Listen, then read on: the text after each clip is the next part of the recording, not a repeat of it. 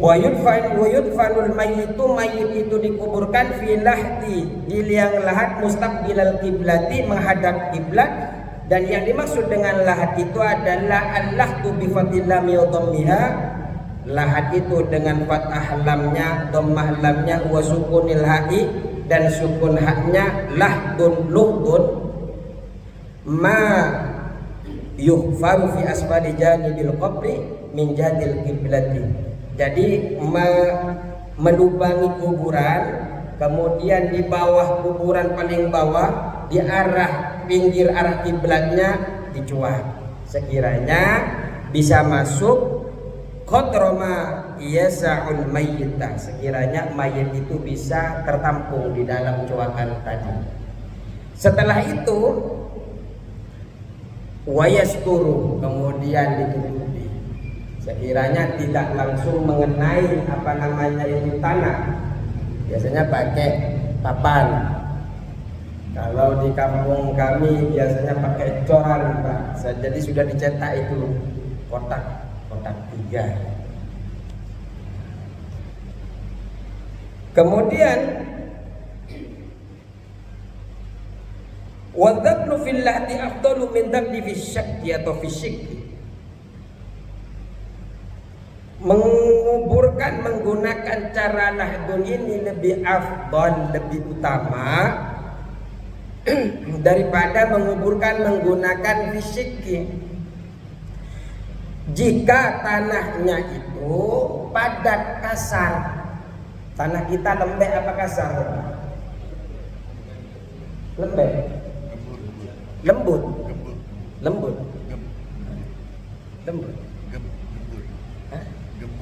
Gempur itu lembut apa kasar? Lembut. Oh, lembut. Jadi kalau tanahnya kasar, lebih bagus menggunakan digali, kemudian sampai ke bawah dicuak di arah kiblatnya, dimasukin ke sana, tinggal ditutupi. Tapi kalau di pemakaman umum biasanya kan dempet, Pak, ya. Kalau dimasukin jangan-jangan ke bawahnya malah kena makamnya dia nanti. Karena digali, bukan digaliannya dia dikubur, malah dimasukin ke samping. Kalau yang cara yang lahdun.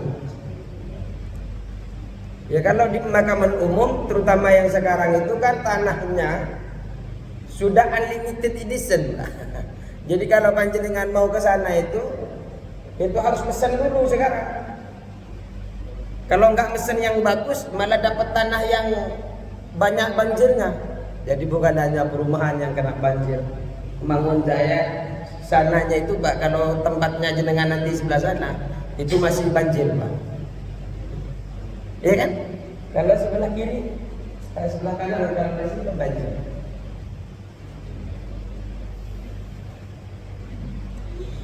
Wasyakku ayyughfara. Sedangkan yang dimaksud dengan syakku atau syikku ayyughfara fi wasyatil qabri, yaitu di tengah kuburnya, digali di tengah kuburnya kan nahri, seperti sungai. Kalau syikun itu, Pak, gali kuburan, ini kuburan ya, jadi di tengah-tengahnya digali lagi, itu namanya syakun. Jadi ini kuburan rata, di tengahnya digali, itu syakun. Kemudian wayubna janibahu, dibangun di kedua sampingnya. Di sini ini lebih tinggi karena nanti di tengahnya itu seperti sungai, Pak. Seperti sungai. Jadi ini kan makam.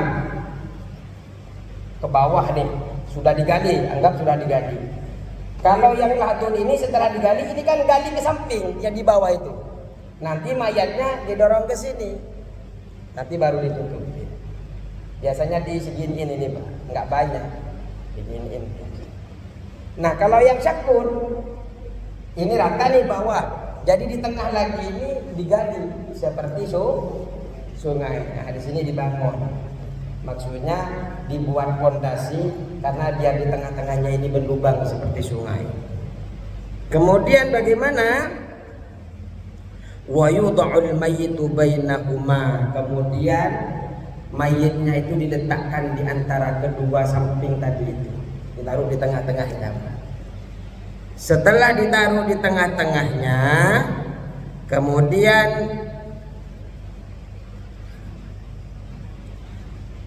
dikasih atap. Wa yusqafu alaihi bil labini. Kemudian dikasih atap menggunakan mayit itu diatapi, ditutupi dengan bata wa nahwiha atau semacam bata. Ditaruh kalau kita sekarang kan pakainya apa? Kayu, papan. Jadi naruhnya kalau di bawah itu sudah nggak miring, Mbak, papannya. Tinggal di atas. Ini antara syakun dan lahdun bisa dipahami. Nah, jenengan tinggal minta nanti mau yang digali pakai lahdun apa yang syakun. Kira-kira ketika jenengan bangun dari ketika datang malaikat Munkar dan Nakir, sekiranya bangunnya enak Pak dulunya, ngobrolnya enak dengan malaikat Munkar dan itu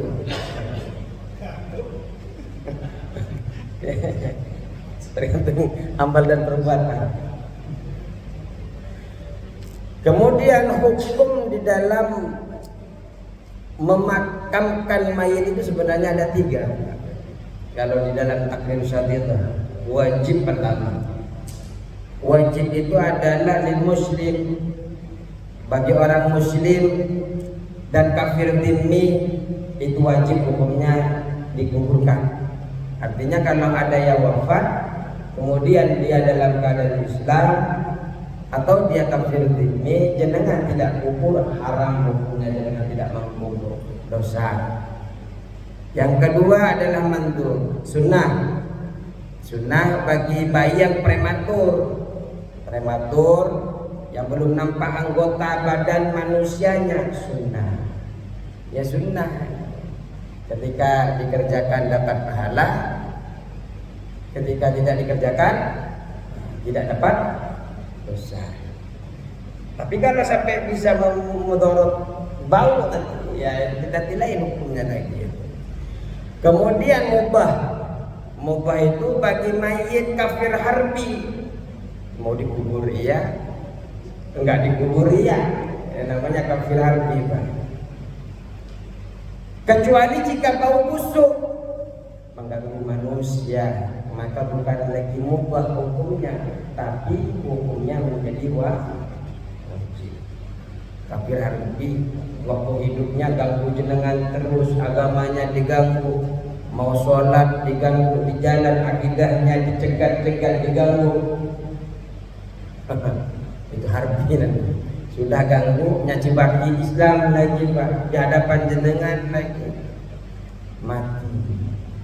Setelah mati boleh mubah, jenengan dibuang ke laut, dia mau maksudnya di kuburannya mubah, dikubur ya oke, enggak dikubur ya oke. Tapi ketika nanti menyebabkan bau, maka bukan mubah lagi, tapi menjadi wajib ketika itu sudah mengganggu manusia. Terus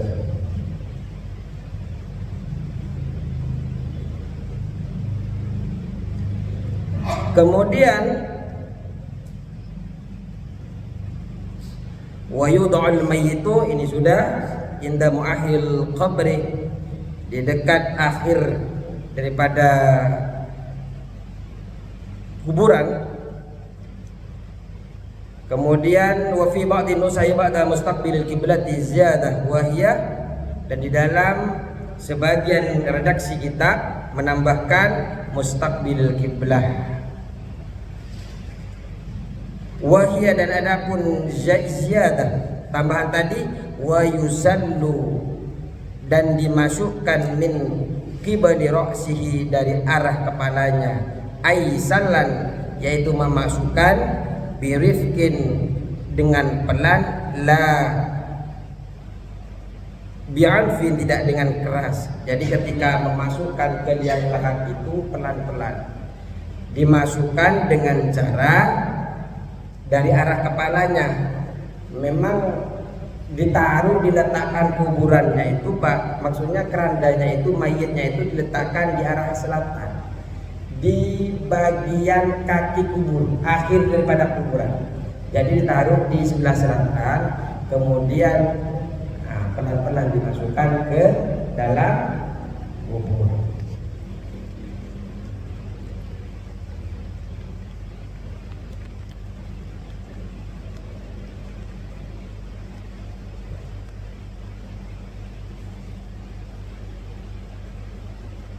Wa yaqulu alladhi yulhaduhu yulkhiduhu wa yaqulu alladhi, dan membaca orang yang mau memasukkan ke dalam kubur itu, apa yang dibaca? Bismillahi wa ala millati Rasulillah sallallahu alaihi wasallam.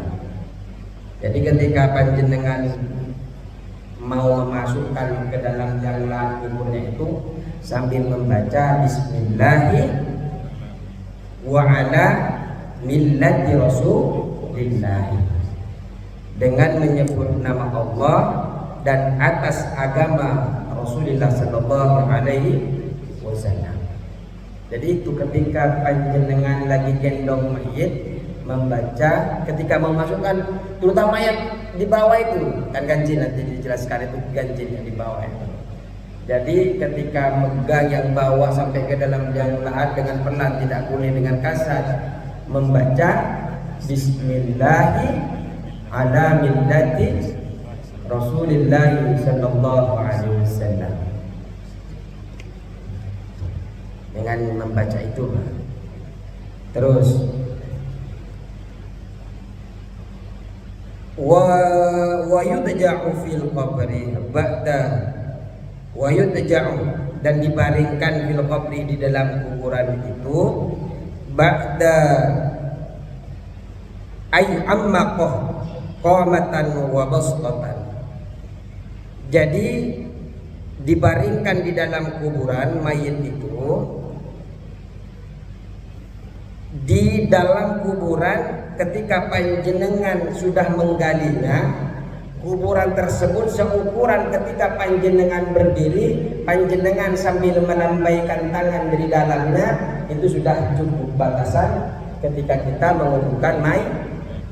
Jadi ketika jenengan sudah berdiri, di dalam berdirinya dengan sambil bisa lambai tangan, di situ sudah dianggap cukup. Ketika itu sudah jenengan gali seukuran itu, panjenengan baringkan mayit itu menghadap kiblat.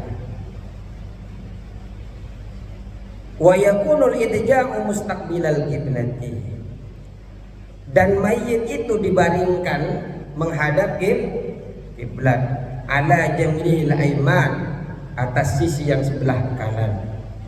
Falau dufina mustadbiral kiblati, jika seumpamanya dikubur membelakangi kiblat, au mustalqiyan, atau tidur terlentang, atau dikuburkan secara terlentang sama panjenengan, lupa, nggak ada ustadz yang ikut seumpamanya, asal naruh saja, yang penting sudah dikubur, dia muslim seumpamanya. Tadi kan harus dikubur dalam keadaan menghadap ke arah kiblat, menghadap ke arah kanan, arah lambung. Jadi menghadap ke arah lambung sebelah kanan. Kemudian apabila terlanjur dikubur dengan cara terlentang atau dengan cara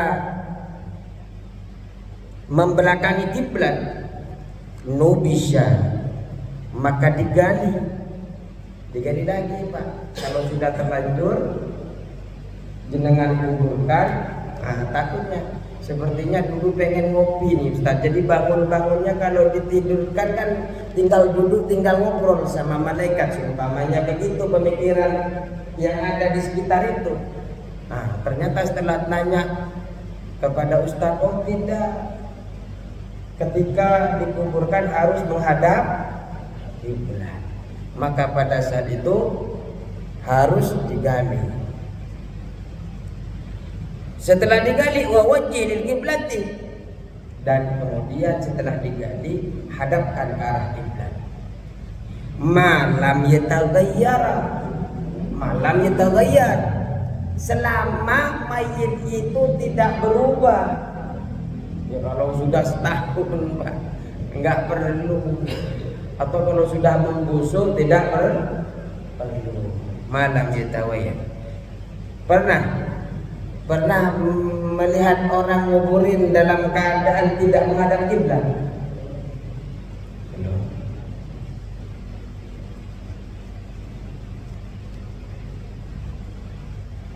Terus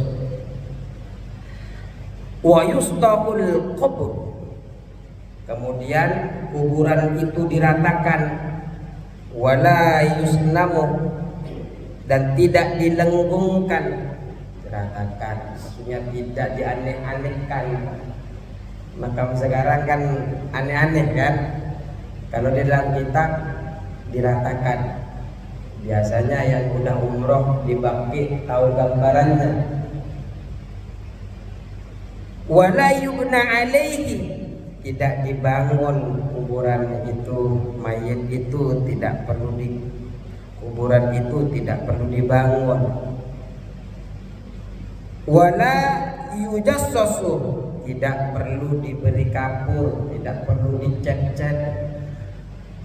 Ini masih dasar daripada hukum itu. Syarahnya bagaimana? Ayyuqra'u tajsisuhu bil jassi, yaitu dimakruhkan memberi kapur, mengecat kuburan itu, dikapuri, dicat dengan kapur, makruh hukumnya. Apa kapur itu? An-nuratul musammatu bil jair, yang disebut dengan jasud itu adalah kapur yang diistilahkan yang ada di dalamnya air kapur. Nah, kayak putih begini kan kapur. Kapur kan cat. Ya pokoknya sebangsa itu. Jadi tidak diperkenankan makam itu, kuburan itu makruh, bukan tidak diperkenankan. Makruh hukumnya kuburan itu dikasih kapur, makruh dilengkung-lengkungkan. Yang diajarkan oleh kitab adalah diratakan. Cuma di dalam kitab yang lain kecuali, di dalam kitab lain itu ada kecualinya, Pak.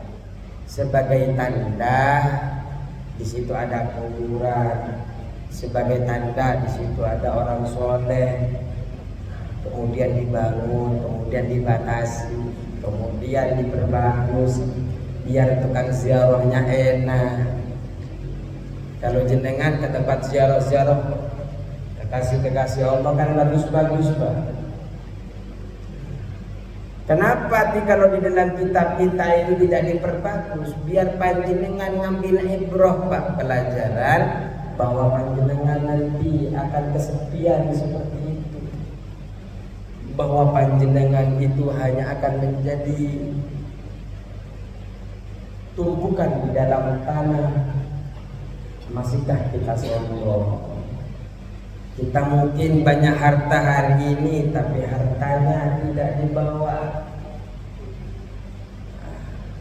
Makanya aslinya yaitu kenapa tidak dibangun itu diantaranya adalah ingin menjaga.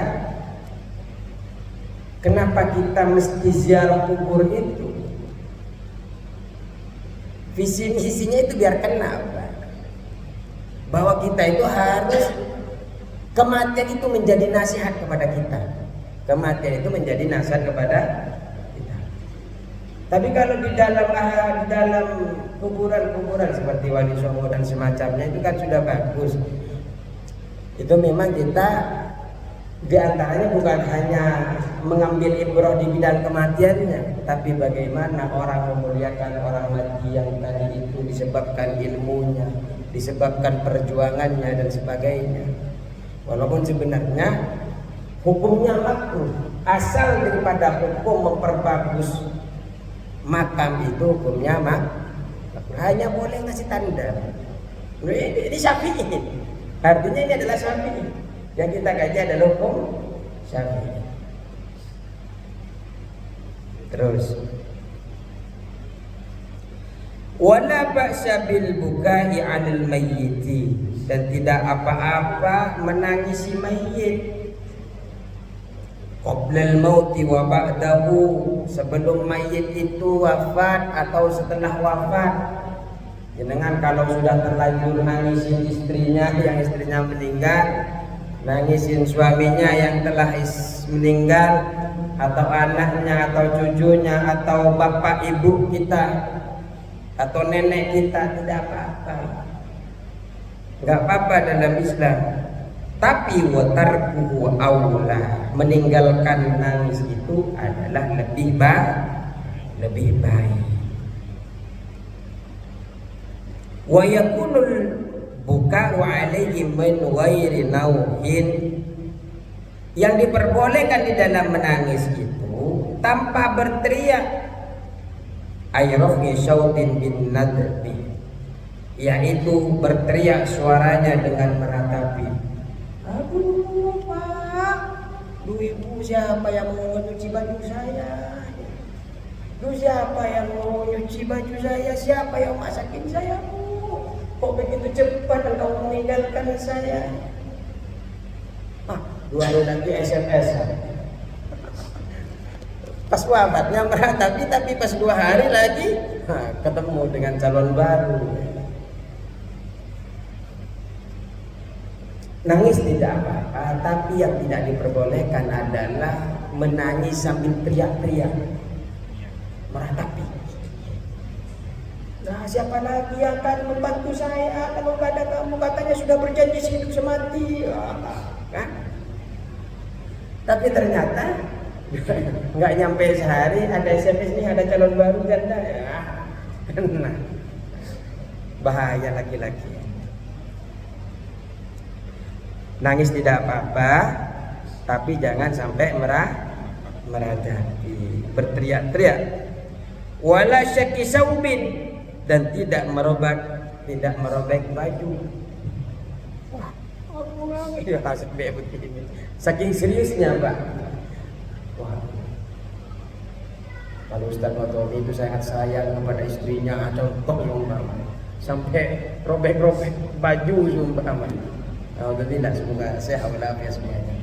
Tidak boleh sampai tarik-tarik baju begini. Nangis enggak apa-apa.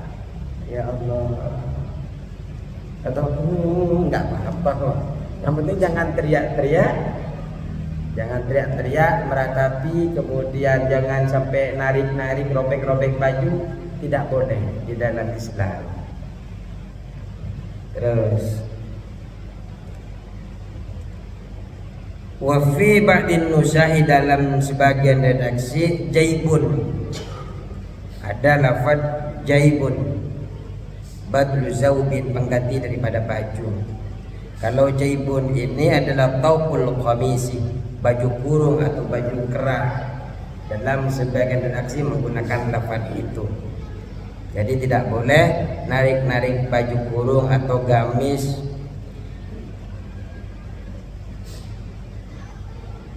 Wa yu'azza ahluhu, kemudian dihibur siapa ahli mayit itu. Wa yu'izza, dan menghibur ahluhu, siapa saudaranya mayit. Atau wa yu'azza, yang itu bagus nih, dan dihibur ahluhu, siapa kerabatnya mayit tadi yang ditinggalkan. Siapa kerabat mayit? Yang paling jelas naibul fa'il. Wa yu'azza ahluhu, ahlinya, kerabatnya, famili daripada orang yang meninggal itu dihibur, ditakziah. Kalau bahasa kita sekarang adalah takziah. Saghiruhum wa kabiruhum, anak kecil daripada orang yang ditinggalkan, atau yang sudah dewasa daripada yang ditinggalkan.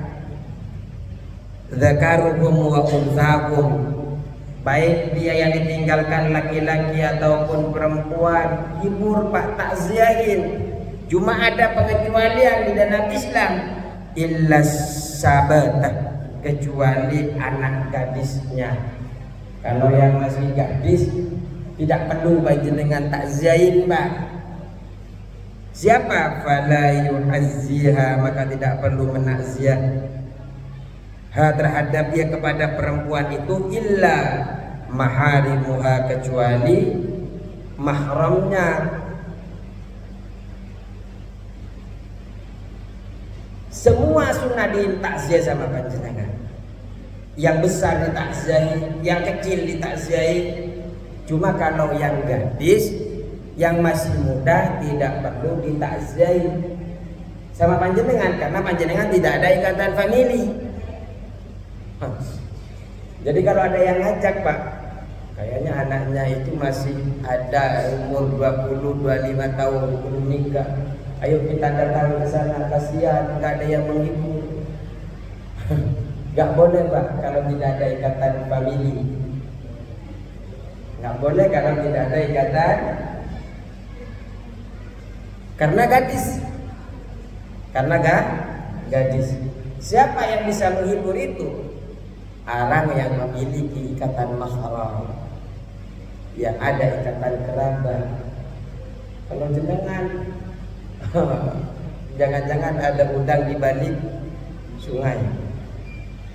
Ada udang di balik apa? Batu. Sungai.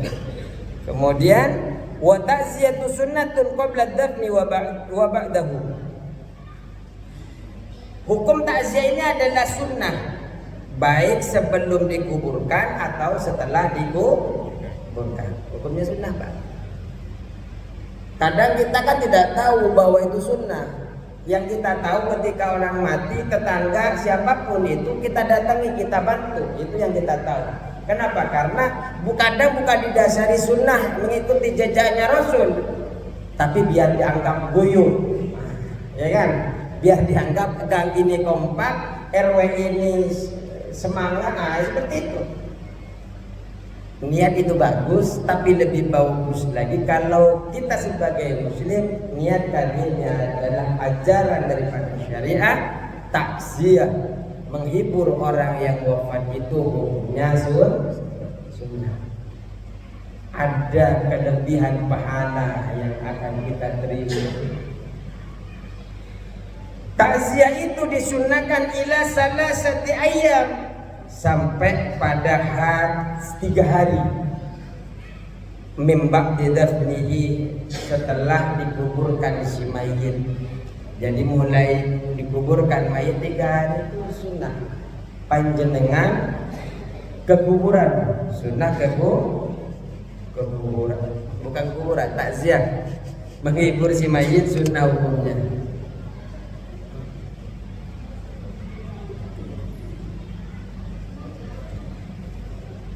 In kanal mu'azzi wal mu'azza hadirain, yang sunnah 3 hari itu yang dihitung dari ketika dikubur. Kalau orang yang ditakziahi sama orang yang ditakziahi sama orang yang takziah itu sama-sama ada di situ. Jadi hitungnya adalah ketika sudah dikubur, 3 hari dari dikubur itu sunnah kita takziah itu, datang ke rumahnya. Fa in kana hudhuma ghaiban, kalau salah satunya dalam keadaan gaib, maksudnya tidak ada di tempat, baik yang meninggal tidak ada di situ, ada di Jawa Timur, Jawa Tengah, atau yang meninggal di Jawa Tengah kita ada di sini, maka imtaddat ta'ziyatu ila hudurihi, maka takziah itu dimulai ketika dia datang sampai ke tempat orang yang sudah ditinggalkan oleh si mayit. Jadi kalau 5 hari ke depan dihitung kan 5 hari itu, bukan dihitung dari ketika dikubur. Takziah itu apa, Pak? Wa ta'ziyatu luwatan at-tasliyatu. Jadi secara bahasa takziah itu adalah menghibur. Kalau secara syariat, kalau secara bahasa menghibur, liman musibah, menghibur kepada orang yang terkena musibah, biman ya'izu alaihi. Untuk apa? Untuk menguatkan orang yang terkena musibah. Ini menurut secara bahasa. Tapi secara syariat, al-amru bis-sabri wal hassi alaihi biwa'dil ajri. Memerintahkan untuk sabar, menyuruh untuk sabar, mendorong kepadanya dengan janji-janji pahala.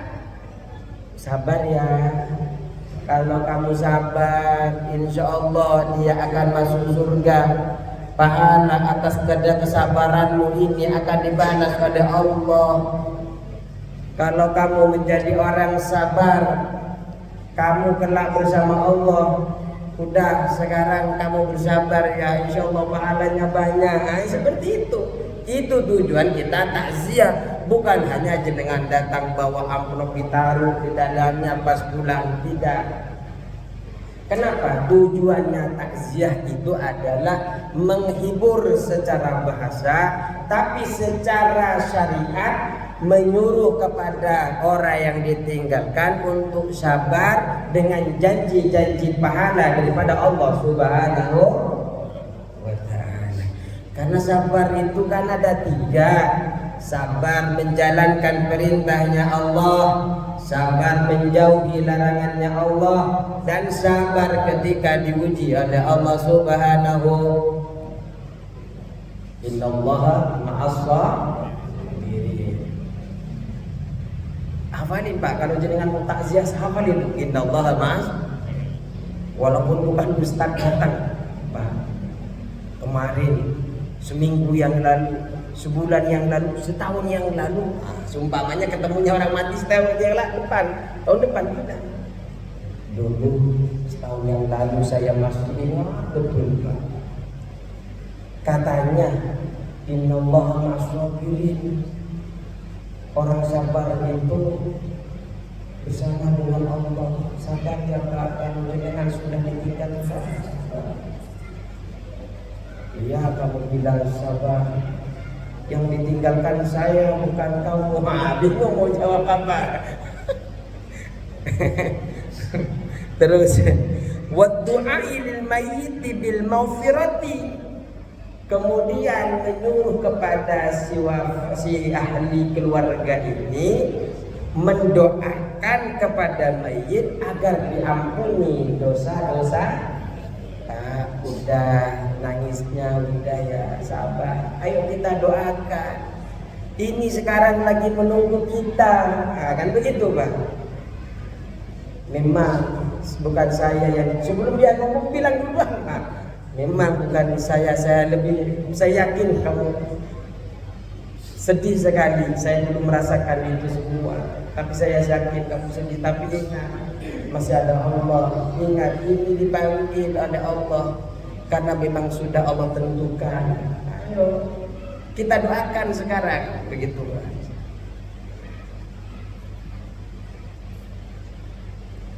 Wali musibi bijabril musibati. Agar kenapa? Agar musibahnya itu diganti dengan yang baik. Kita bilang, ayo kita doakan agar musibah yang tertimpa kepadamu sekarang ini Allah ganti dengan berlipat-lipat ganda, khususnya kepada si mayit yang Allah panggil. Mayit ini sekarang lagi butuh doa kita. Walaupun toh engkau menangis, tidak akan lanjut lagi ini mayit. Ayo kita pun semuanya akan wafat. Inna lillahi wa inna ilaihi raji'un. Kullu nafsin dha'iqatul. Hafalin semua itu Pak kalau mau takzir Pak, baca dulu. Baca dulu. Jadi intinya begini Pak, takziah itu kan menghibur, kemudian menyuruh kepada si ahli waris itu yang ditinggalkan akhirnya adalah untuk selalu taat kepada Allah, untuk selalu berdoa kepada si mayit, untuk selalu mengingat bahwa mayit itu butuh doamu, bahwa mayit itu butuh ampunan, permintaan ampunan darimu, karena dia sudah wafat. Dia bisa tahu kalau di dalam kitab-kitab yang lain sampai penelitian itu mengatakan begini, Pak. Ketika dicabut itu seakan-akan, ini terutama di penelitian. Jadi mayit itu bisa lihat kepada kita, Pak. Makanya nanti itu di dalam kitab Taqrirus Syadidah disunahkan kita itu tidak beranjak. Tidak beranjak langsung pulang setelah dikubur. Kita ini dulu, kita selesaikan dulu, kita bahas tentang talqin. Itu ada di pembahasan di talqin nanti itu. Yang kita selesaikan dulu.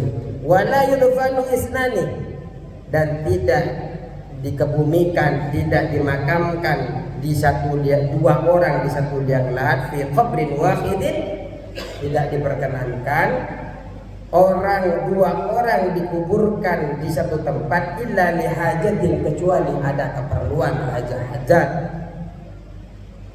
Kadoikil ardi, seperti sempitnya tanah, atau kasratil mauti, kasratil mauta, atau seperti banyaknya orang mati. Sudah tidak nampung semuanya yang namanya mengunjaya, sudah tidak nampung, maka ditumpuk. Tapi kalau di dalam kitab yang lain, yang boleh dikuburkan itu apabila ada ikatan keluarga, ikatan mahram, itu diperkenankan. Kemudian kalau di kita di dalam Ahlus Sunnah wal Jamaah ini, ini ada sediantaranya adalah permasalahan-permasalahan di dalam pemakaman itu, masail. Yang pertama adalah masail fil dafni, permasalahan-permasalahan tentang di dalam pemakaman. Setelah selesai pemakaman itu, bagi sekelompok orang itu disunahkan untuk berdiam sejenak di dekat makam. Untuk apa? Memintakan ketetapan iman dan dimintakan ampunan bagi si mayit. Ya bukan hanya ngopi, Pak. Kadang di kampung itu ada, Pak, dijaga sampai 40 hari. Terutama di kampung kami itu dijaga sampai 40 hari, Pak. Tapi di pinggirnya begini. Itu saya cerita di rumah saya. Karena saya ikut jaga juga dulu. Sampai semalam subuh pula. Besoknya dijaga lagi. Bisa. Yang kedua, terus kemudian haram memakamkan dua orang yang berlawanan jenis dalam satu liang kubur jika di antara keduanya ini tidak ada ikatan mahram. Juga tidak dimakruhkan juga panjenengan menggunakan sandal, tidak dimakruhkan. Juga tidak dimakruhkan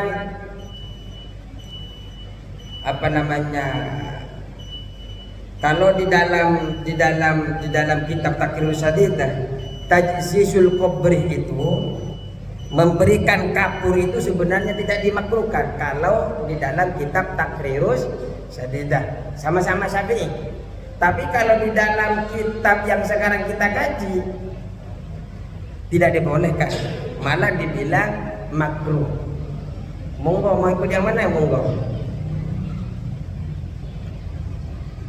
Membangun semacam kubah juga tidak apa-apa. Untuk apa? Tidak makruh ketika ada hajat, seperti khawatir dicuri. Karena memang dulu waktu kecil nggak tahu di kampung jenengan. Kalau mau kaya itu apa namanya ya? Pesugihan. Nggak tahu benar apa enggak. Itu waktu kecil kami itu ada istilah pesugihan, ngambil mayit di kuburan, kemudian mayit itu nggak tahu dibuat apa, sehingga dijaga memang betul sampai sekarang itu dijaga, Pak. Nggak tahu di kampung panjenengan. Oh, Jumat Kliwon. Oh, berarti lebih detail lagi ini. Nah, sekadang saya lewat Oh berarti di sini nggak tahu yang kayak gitu, pesugihan alamanya tidak tahu kata saya. Kenapa? Ternyata Mangunjaya sampai ke Wanajaya nggak ada yang jaga Pak. Betapa mudahnya mereka diambil. Tapi di kampung saya sampai 40 hari dijaga Pak. Kenapa? Takut dicuri katanya. Ada juga di rumah Ustaz. Ya itu jaganya itu satunya pakai celurit, satunya katanya. Karena memang sempat ngejar juga. Saya sempat ngejar. Ya kayaknya kucing yang dikejar Pak saya itu. Tapi rame yang ngejar. Terus juga disunahkan meletakkan pelepah yang masih basah di atas kuburan, yang masih hijau. Tahu pelepah? Jadi yang pelepahnya saja sunnah, apalagi yang masih hijau, yang masih belum kering diletakkan di atas kuburannya. Apalagi panjenengan yang memang ditanami rumput-rumputan, karena memang katanya berzikir dan selalu mintakan doa. Terus juga sunnah ziarah kubur. Nah ini tadi yang telah kita bahas secara mutlak itu sudah. Kemudian kalau kita di dalam Ahlussunnah wal Jamaah ada mengambil hadis sahih, idza mata ahadun min ikhwanikum fasawaitu mit-turaba ala qabrihi. Ini adalah hadis yang dhaif sebenarnya. Tapi kita di Ahlussunnah wal Jamaah hadis yang dhaif itu selagi itu untuk amal kebaikan itu biasanya dipakai kita fadhilul amal. Jadi jika salah satu di antara kalian kata Rasulullah di dalam hadis dhaifnya, ini perlu saya sampaikan. Jangan sampai ketika karena saya Syafi'i menggunakan talqin kemudian saya bilang ini sahih tidak. Kalau dhaif kita bilang dhaif. Tapi di dalam Ahlussunnah wal Jamaah hadis dhaif itu kalau kita untuk fadhilul amal itu diperkenankan untuk dipakai. Yang tidak boleh kalau hadis palsu. Ketika kita berada kata Rasulullah, ketika di antara kita ini ada yang wafat, maka ratakan tanahnya. Kemudian hendaklah salah satu dari kalian ini berdiri di pinggir kuburan, kemudian menyebutkan, menelkenkan kepada si mayit itu, wahai fulan. Sebutkan wahai fulan, sebutkan nama ibunya, wahai fulan ibna fulanah sumpamanya. Kalau rata-rata talqin itu menyebutkan ibunya, Wahid bin siapa perempuan gitu ya, Ustaz Watoni bin Khotijah sumpamanya. Kenapa tidak menggunakan laki-laki, yang menggunakan perempuan? Karena ada juga talqin yang menggunakan laki-laki. Binnya, setelah binnya itu kenapa menggunakan perempuan? Karena kalau sudah menggunakan perempuan itu tidak ada, pasti benar bahwa ini hanya itu. Kalau menggunakan bin siapa belum tentu. Takut dia hanya nambah kuping saja. Yang nambah keseluruhan adalah orang lain. Artinya kalau mayit itu keluar dari seorang perempuan itu jelas anaknya dia, tapi belum tentu anaknya si suami. Kenapa? Ya kita kan nggak tahu, takut ya insya Allah kalau istrinya orang sini insya Allah salihah semua. Tapi yang dikhawatirkan ini adalah benih orang lain. Sehingga ketika ditelken itu ditelken menggunakan ibunya. Mungkin bank juga seperti itu, mungkin niru juga bank itu. Kalau ditanyakan ibunya siapa? Ketika buat rekening ibunya siapa? Bukan bapaknya. Nggak laku lagi bapaknya. Ya udah, ini sudah selesai, takziah sudah selesai. Insya Allah kita pertemuan yang akan datang, bab fikihnya kita akan langsung menginjak kepada bab zakat. Kita akan belajar tentang zakat, semoga bermanfaat selalu. Pelajaran-pelajaran kita pelajari nikah. Allahumma fiqhil aqwalil barik. Assalamualaikum warahmatullahi wabarakatuh.